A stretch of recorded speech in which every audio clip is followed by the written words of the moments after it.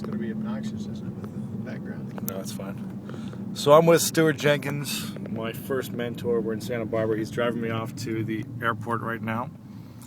And he showed me something he created a while ago called a user's guide.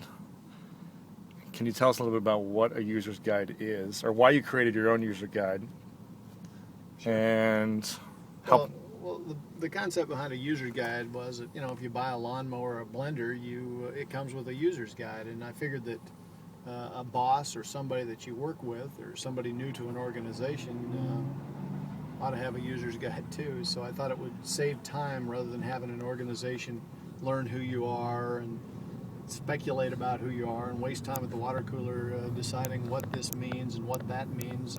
I thought I should just tell people that I'm working with, here's who I am, here's what I do, here's what to expect, things like that. Yeah, what to expect. Here are my idiosyncrasies. You know, for example, I have a very dry sense of humor, and if you don't know whether I'm telling a joke, ask me. Right. Rather than going away being offended, or the fact that I use ranch humor.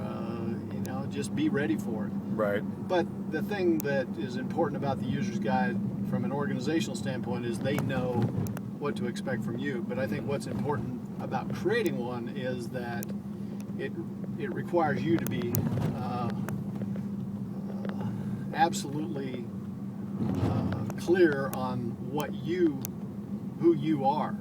It requires. This is in a business setting you're talking about. Yeah, right. Because you can't publish something that says, here's how I manage, here's how I conduct myself, here's how I behave, and not be true to that, or they will look at you and say, hey, you're a hypocrite. So right. you really have to be... So it's some soul searching in your own sense. Yeah, and you better publish what's true, even if it's painful. Right. Because they will call you out on it. So it immediately helps people who work with you.